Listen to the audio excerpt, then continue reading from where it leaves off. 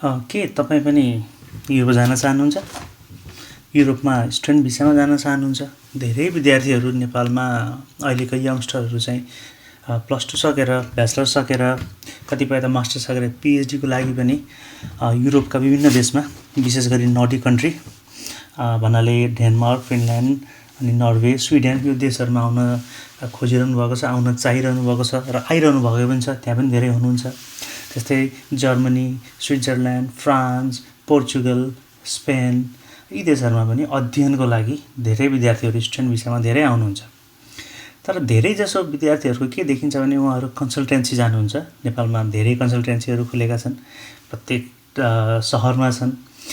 पोखरा, विराटनगर, धरान, बुटवल यस्ता ठाउँमा र काठमाडौँ त अधिकांश रूपमा भइहाल्यो। काठमाडौँको पुतली सडक र त्यो सबै एरियाहरू, बागबजार एरियाहरू सबैतिर कन्सल्टेन्सीमा जानुहुन्छ र त्यहाँबाट कन्सल्ट गरेर उहाँहरूले चार्ज लिनुहुन्छ। त्यसपछि उहाँहरूले स्टुडेन्ट भिसाको लागि एप्लाई गरिदिनुहुन्छ अथवा आउनुहुन्छ। तर म के भन्दैछु भने यदि तपाईँ आउन चाहनुहुन्छ, युरोप स्पेसल्ली आउन चाहनुहुन्छ भने यो भिडियो अन्तिमसम्म हेर्नुहोस् र तपाईँले कन्सल्टेन्सीको लागि 1 रुपियाँ पनि खर्च गर्नु पर्दैन। हो, साँच्चै हो। तपाईँले युरोपमा पढ्न आउनुहुन्छ, स्टुडेन्ट भिसामा आउनुहुन्छ भने तपाईँले अहिलेको समयमा 1 रुपियाँ पनि खर्च गर्नु पर्दैन है। खर्च नगर्नुहोस्, यो पैसाको नाश मात्रै हो।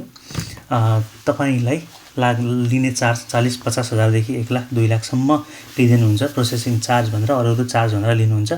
तर यो पैसा 1 रुपियाँ पनि लाग्दैन। र आइसकेको साथीहरूले यो बुझ्नुभएको छ होला र आइसकेको साथीहरूसँग सोध्नु भयो भने उहाँहरूले पनि बताउनुहुन्छ होला।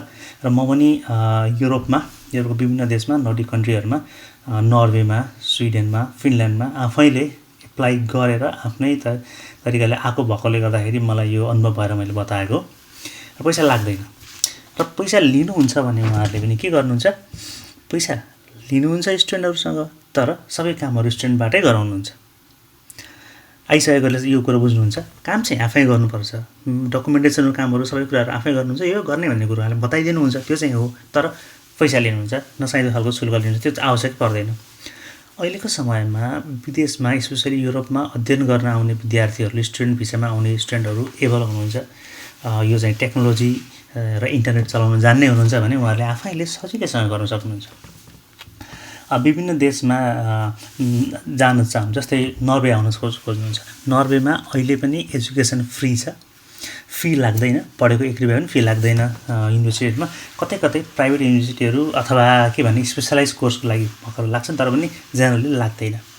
त्यो त्यहाँको अध्ययन इङ्ग्लिसमै हुन्छ। तपाईँलाई आइएल्स चाहिन्छ र तपाईँको कुन लेभल हो, कुन सब्जेक्ट हो, कुन विषयवस्तु मिल्छ त्यो आफैले हेर्न खोज्न सकिहालिन्छ। त्यसको लागि किन कन्सल्टेन्सी जाने, किन कन्सल्टेन्सीलाई पैसा तिर्ने? तपाईँले कुन युनिभर्सिटीमा जाने भनेर छान्नको लागि तपाईँले गुगल गर्न सक्नुहुन्छ। तपाईँ विविध काम गर्नुहुन्छ, गुगल चलाइहाल्नुहुन्छ, तपाईँसँग इन्टरनेट कनेक्सन छ। अहिले प्रायः सबैको मोबाइलमा इन्टरनेट कनेक्सन हुन्छ। त्यो भएपछि त्यसको लागि तपाईँहरूले कहीँ पनि कसैलाई पनि कन्सल्ट गर्नेको लागि पैसा तिर्नु पर्दैन। जस्तो नर्वेको हामी कुरा गरेको थियौँ, गुगल गर्नुहोस्। तपाईँलाई युनिभर्सिटी थाहा छैन भने म कुन युनिभर्सिटी नर्वेमा छ, कुन युनिभर्सिटी मेरो विषयवस्तुको लागि, म आइटी पढ्दैछु कि, म इकोनोमिक्स पढ्ने हो कि, म सोसियल साइन्स पढ्ने हो कि, इन्टरनेसनल रिलेसन्सतिर आउने हो कि, यता चाहिँ यो चाहिँ अरू विषयवस्तुहरू, भोकेसनल कोर्सहरू, अनि इकोनोमिकल कुराहरू, बिजनेसको स्टडिजहरू, नर्सिङको कुराहरू त्यो गर्नु खोज्नुहुन्छ भने त्यो विषयको खोज्नुहोस्। कुन सिटी छ, कुन ठाउँ छ, कस्तो खालको छ युनिभर्सिटीको नाम भेटिसकेपछि तपाईँले त्यसको वेबसाइटमा आरामले सजिलै जान सक्नुहुन्छ र त्यस वेबसाइटमा कसरी एप्लाई गर्ने, एडमिसन कहिले खुल्छ, त्यो कुराहरू थाहा पाउनुहुन्छ। प्रायः जसो इन्टरनेसनल स्टुडेन्टको लागि, नेपालीहरू इन्टरनेसनलै काउन्ट गरौँ हामी, इन्टरनेसनल स्टुडेन्टको लागि नर्वेमा अगस्त सेप्टेम्बरको इन्टेकबाट पढाइ सुरु हुन्छ।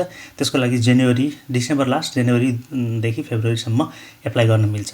त्यो बेलाको टाइममा, अहिलेको समयमा अथवा त्यो समयमा तपाईँले चाहिँ हेर्ने कुन युनिभर्सिटीमा के रिक्वायरमेन्ट छ, मेरो सब्जेक्ट के हो, आइएल्स अथवा टोफेल अथवा अहिले त डुओलिङ्गोको पनि सपोर्ट गरिन्छ, त्यो कति चाहिन्छ। नर्वेमा स्टुडेन्ट फ्लो बढी हुने भएकोले गर्दा 7 भन्दा माथि नै प्रायः जस्तो युनिभर्सिटीले गर्ने गरेको छ। र पनि त्योभन्दा कममा गर्न सकिन्छ। नर्सिङमा गर्नुहुन्छ कि, सोसियल साइन्सेसहरूमा गर्नुहुन्छ कि, आइटीतिर जानुहुन्छ कि, इकोनोमिक्सतिर जानुहुन्छ कि, बिजनेस स्टडीतिर जानुहुन्छ कि, त्यो सबै खोज्ने, त्यसपछि एप्लाई गर्ने। र कतिपय युनिभर्सिटीहरूमा चाहिँ जोइन्ट एप्लिकेसन पनि गर्न सकिन्छ है। यो पनि छ यो युरोपको देशहरूमा जोइन्ट एप्लिकेसन गर्यो भने 4वटा 5वटा 6वटा युनिभर्सिटीसम्म एप्लाई हुन्छ। त्यसपछि एडमिसन आयो कि आएन थाहा पाउने। अब त्यस पछाडि के हुन्छ भने यसमा कसैको भनसुन कसैको केही कुराहरू त्यही लाग्दैन। तपाईँको आफ्नो ब्याकग्राउन्ड के छ, तपाईँले एउटा स्टेटमेन्ट अफ प्रपोज एसओपी कस्तो लेख्नु भएको छ, त्यो कुराहरूमा कन्सल्टेन्सीहरूले तपाईँलाई अलिअलि हेल्प गर्ने हुन्थ्यो। तर आजकल के हुन्छ, अर्काको कपी गरेर अर्काले पेस्ट गर्ने हुन्छ एउटा। अर्को तपाईँ किन यो विषय पढ्न चाहनुहुँदैछ, तपाईँको इन्ट्रेस्ट के हो, तपाईँको ब्याकग्राउन्ड के हो, त्यो तपाईँलाई थाहा हुन्छ राम्रोसँग। त्यो तपाईँ आफै लेख्न सक्नुहुन्छ। त्यहाँ थोरै मेहनत गर्नुहोस्, अलिकति मेहनत गरेर त्यो लेखिसकेपछि नर्वेमा एप्लाई गर्ने। र नर्मल्ली एडमिसन लेटर आइसकेपछि एडमिसन लेटर आउनै गाह्रो युरोपको युनिभर्सिटीमा नर्वेको कुरा कन्टेक्स्टमा पनि। तर एडमिसन लेटर आइसकेपछि तपाईँले चाहिँ सजिलैसँग प्रोसेस अगाडि बढाउन सक्नुहुन्छ। एडमिसन लेटर आउनु भनेको तपाईँको लगभग पोजिटिभतिर आइसक्यो, 50% तपाईँ अगाडि बढिसक्नुभयो पढ्न आउने कुरामा। र त्यसपछि चाहिँ सम्बन्धित युनिभर्सिटीले तपाईँले लेटर पठाउँछ। एडमिसन लेटर आइसकेपछि त्यहीसँग करेस्पोन्ड गर्न सक्नुहुन्छ। तपाईँ आफ्नो एउटा इमेल चाहिन्छ, त्यो त बेसिक कुरो मैले भनिनँ, तपाईँले गरिहाल्नुहुन्छ होला। एप्लाई गर्दाखेरि एउटा सिभी बनाउनुहोस्, एउटा स्ट्यान्ड अफ प्रपोज लेख्नुहोस्, आफ्नो डकुमेन्टहरू स्क्यान गरेर राख्नुहोस्। त्यसपछि त्यो युनिभर्सिटीमा पठाउनुहोस्। 5वटा 6वटा कतिवटा मन लाग्छ दिनमा पठाउनुहोस्। यो चाहिँ जोइन्ट एप्लिकेसन गर्नेहरूले चाहिँ म्याक्सिमम् 3वटा अथवा 5वटा त्यस्तो युनिभर्सिटीले मात्रै एप्लाई गर्न पाइन्छ भन्ने चाहिँ जोइन्ट एप्लिकेसन डिटेलमा त्यो ठाउँअनुसार अथवा कन्ट्रीअनुसार त्यो रुल फरक हुनसक्छ। तर सामान्यतया एप्लाई गर्नुभयो इन्डिभिजुअली एउटा युनिभर्सिटीमा पनि धेरैवटा युनिभर्सिटीमा एप्लाई गर्न पाइन्छ। एप्लाई गरिसकेपछि प्रोसेसिङमा जानुहोस्। प्रोसेसिङको बारेमा थाहा भएन भने युनिभर्सिटीलाई बताउनुहोस्, अथवा नर्वेमा कसरी प्रोसेसिङ गर्ने त्यहाँको इमिग्रेसन को हाइएस्ट अथोरिटी युडिआई भन्ने छ, युडिआई मार्फत गर्न सकिन्छ।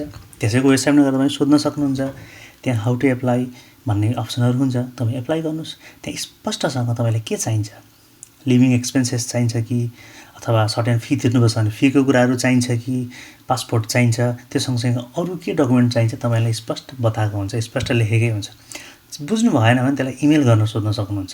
र इमेलको छिट्टै नै 24 घन्टाभित्रमै अथवा त्योभन्दा छिटै पनि एन्सर आउँछ। यहाँको वर्किङ टाइम, नेपालको टाइम आवर र यताको डिफ्रेन्स भएन भने त्यसको एन्सर आउँछ, रिप्लाई आउँछ।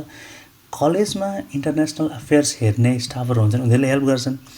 त्यसका साथै तपाईँको चाहिँ इमिग्रेसनले पनि हेल्प गर्छ। त्यसरी तपाईँ एप्लाई गर्नुहोस्, त्यो उसले भनेको कुराहरू पुरा गर्नुहोस्। अहिले सबै अनलाइन एप्लिकेसन पनि, भिजा एप्लिकेसन पनि अनलाइन नै हुन्छ।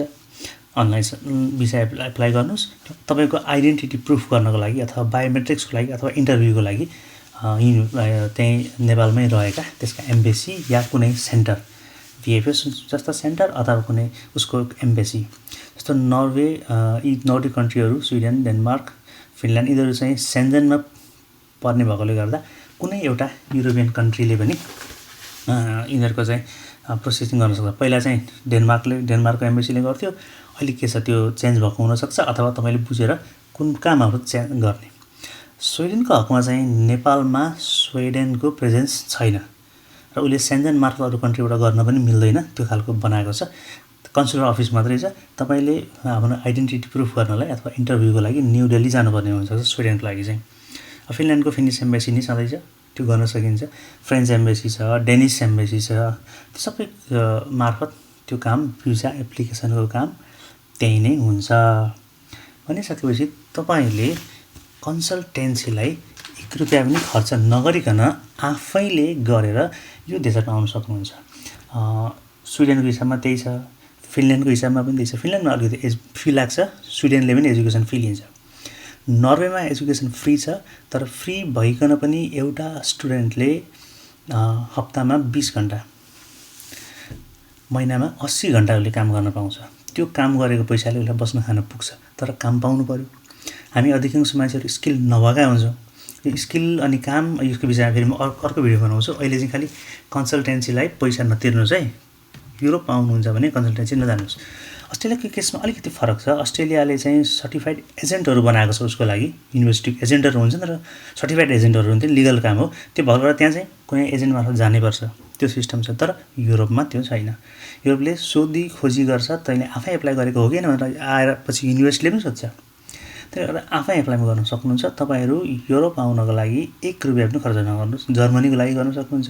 स्विडेनको लागि जोइन्ट एप्लिकेसन हुन्छ, त्यसको लागि चाहिँ लगभग 100 करोडको एउटा फी तिरेपछि त्यो एउटा जोइन्ट एप्लिकेसन जोइन्टली एप्लाई गर्न पाइन्छ स्विडेनभरिको युनिभर्सिटीमा कतिवटा छानेर त्यो 100 करोड बराबरको पैसा नेपालमै ब्याङ्कहरू मार्फत तिर्न सकिन्छ अहिले त्यो पनि गाह्रो छैन त्यसपछि त्यसको भिसा प्रोसेसिङको काम झन् सजिलो छ तर अनलाइनै हुन्छ तर आइडेन्टिटी प्रुफ गर्नलाई अथवा इन्टरभ्यूको लागि चाहिँ न्यू दिल्ली जानुपर्ने हुन्छ स्विडेनको फिनल्यान्डको भइहाल्यो फ्रान्सको अरूको मैले कुरा गरेको सबै भइहाल्यो त्यसले गर्दा आउने नयाँ साथीभाइहरू भाइ बहिनीहरू म चाहिँ अलिक अगाडि नै यहाँ आएकोले गर्दा मैले भाइ बहिनी भने होला तपाईँहरूले कृपया कुनै पनि हालतमा 1 रुपियाँ पनि कन्सल्टेन्सीले नतिर्नु होला कन्सल्टेन्सी नदाउनु होला घरै बसेर त्यो काम गर्नुहोस् बरु छैन भने केही खर्च गरेर भए पनि त्यो कन्सल्टेन्सीलाई दिने पैसा खर्च गरेर घरमा इन्टरनेट कनेक्सन लिनुहोस् र आफैले हेरेर छानेर सोचेर बुझेर कुन चाहिन्छ कुन विषयवस्तु मलाई ठिक छ त्यो चुज गर्नुहोस्